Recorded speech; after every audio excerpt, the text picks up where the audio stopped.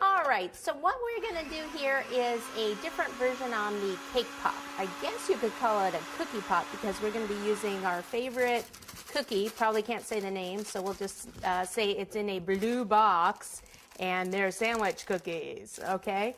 So you need 48 of these cookies, okay? And then you need a food processor and you need 8 ounces, so half a pound of cream cheese.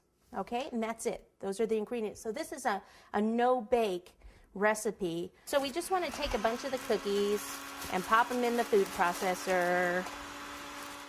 Okay, so what I'll need to do is just cut the cream cheese in half again, because this was the 8 ounces.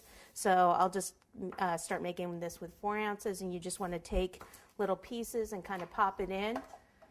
So I'll go ahead and pop the lid back on, and then we'll put them down the extra cream cheese down the chute there.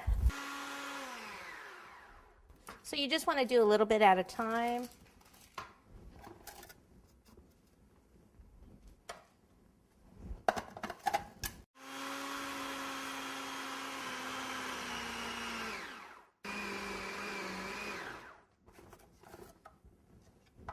Okay, so I'm going to need to, usually you'll blend it until it's shiny.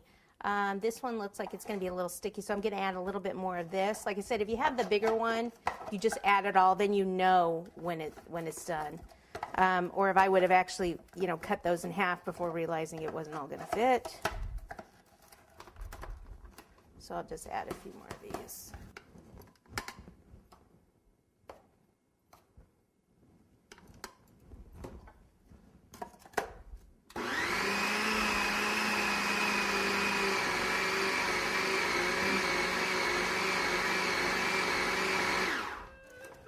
Okay, so I'm going to go ahead and take this mixture, do the same thing, and then I'll just knead it all together in the bowl or on the counter. Either way.